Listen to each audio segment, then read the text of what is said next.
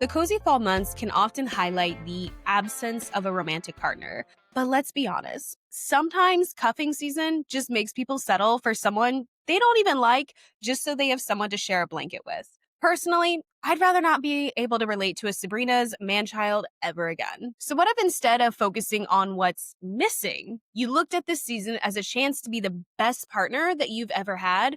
And spoiler alert, it's you. Because if you can't date yourself, why would anyone else get excited about the idea? I know, that sounds harsh. I know.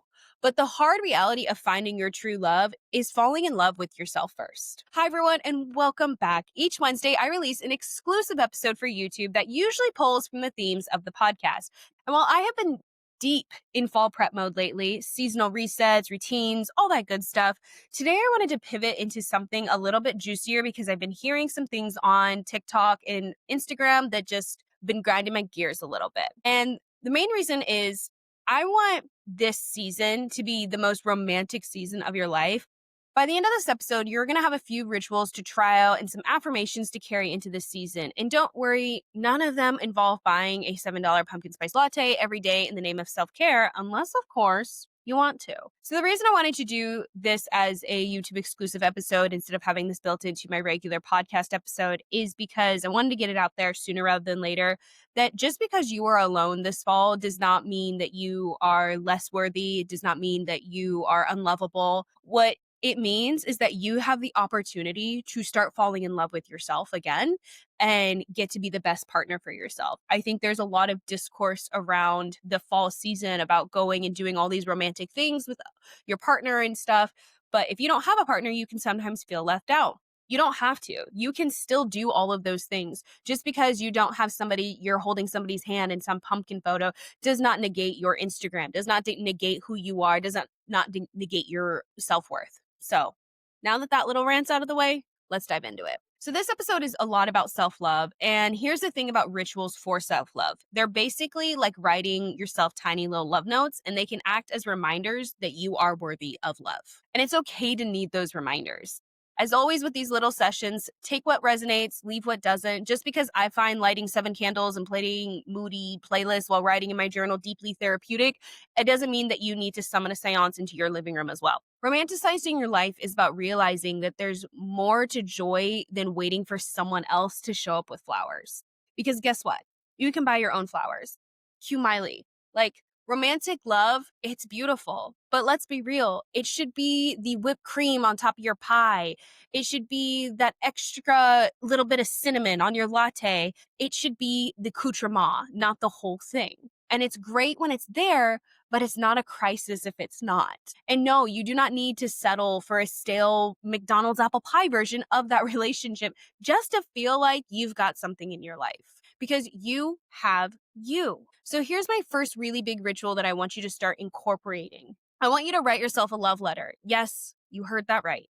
A literal love letter. Write out why you're worthy of love, why you're beautiful, and what you want for yourself. And before you roll your eyes, because I know you are, because I did the same thing when I first sat down to do it one night. But hear me out. It feels cringy. But I want you to push back on that. I want you to ask yourself why you felt that immediate, nope, that's dumb, not doing that. If it takes you forever to get the words on the page, that probably says more about you than writing the letter itself. And if you're like, Jordan, I'd rather choke on a stick of cinnamon than write myself a love letter, then fine, skip it for now. But please come back to it. There's something weirdly powerful about putting in writing the way that you want to be loved. And then here's the kicker. Don't just write it once. Reread it out loud, weekly. And I know you're probably thinking, reread my own letter, that's too fucking cringy. I don't want to do that. Exactly. Do it anyway. Repetition rewires your brain. And honestly, if you can handle rereading your ex's text 20 times while trying to decode what K meant, you can reread your own damn love letter once a week. The love letter teaches us how we want to be loved. It teaches us to say yes to what we do want and no to what doesn't feel right anymore. Because once we give our feelings a voice, once we give them definition and power, we actually step into being more powerful people, and we step into being the people that not only know how to communicate their love, but how they want to communicate how they want to be loved. And because I always like to give some practical tips, here are some low budget, specifically low budget, high romance ways to turn this into more of a ritual for yourself. I want you to take yourself out on a romantic dinner. You can do this either at home, or if you want to spend a little bit of money, go out. Take yourself to that romantic restaurant that you've been wanting to go to. No one cares. No one is looking at you. In fact, the women that are looking at you are probably going, damn, that looks nice. If you're at home though, light some candles safely. Play music, set the table or coffee table. I don't judge. Then I want you to read your letter front, back, all of it. And I want you to do it as if you're starring in your own rom-com. Because guess what? You are. The other things you can do is take yourself on a little coffee shop solo date. Take your letter to a new cafe in a neighborhood that you've been wanting to explore. Order something with too much foam and read your love letter while pretending you're the mysterious lead character in that Hallmark fall movie. Except instead of waiting for a meet cute, you are the meet cute. If the love letter thing isn't your vibe yet, again, that's okay.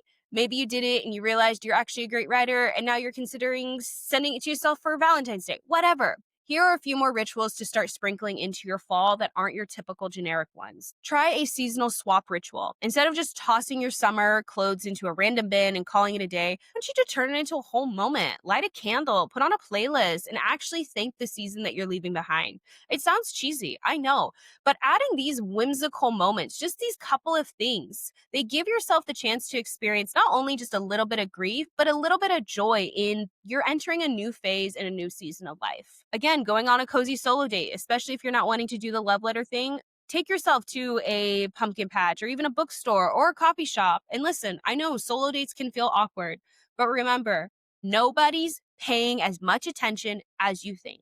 And that cute couple that's making out in the corner of the cafe, I promise you, if they are talking about you, it's because you are far more interesting than their own relationship. Also, try making yourself an indulgent meal. Make your favorite meal. Pour a glass of wine or cider or sparkling water if that's your vibe, and watch a movie you actually want to watch. No compromising. And the last part, which is one of my favorites, is actually having a childhood revival moment. Build a pillow fort in your living room, just like you did as a kid. Curl up inside with your favorite Gilmore Girls episode, a good book, or some coloring supplies, whatever makes your inner child happiest. Self-love begins with the self. So find what actually works for you. And I'm not going to promise you that there will not be moments in this next season of loneliness on this self-love dating yourself quest. There will be. But imagine at the end of this, the confident, inspiring woman that you're getting to meet. Imagine the woman that glows, is happy from within, knows the value of her worth. That's you. So I want to leave you with a few affirmations to take through this season. My presence is enough to create joy. I am worthy of cozy romantic moments, even when I create them myself. Dating myself is not a backup plan. It's the main event. And romantic love is the accoutrement. I am the whole moment. Say these affirmations out loud, write them down, rinse and repeat over and over again until you believe them. Because until you believe that you are worthy of loving yourself, you won't be able to take those next steps to building your dream life. And here's the final biggest takeaway. Falling in love with yourself this season doesn't mean ignoring your desire for connection. It just means you're not sitting around waiting for someone to bring you flowers when you've got 2 working legs and a Trader Joe's right down the street. So try one ritual, say one affirmation, and just remember, this season can be romantic as hell because you made it that way. And if you do any of these, I want to know about it. Hit me up on the socials. I want to see your solo coffee shop dates and your candlelit dinners with yourself. Trust me, I'll hype you up harder than anyone else will. Thank you so much for listening. I hope wherever you are in the world, you can find just a little bit of self-love in yourself today.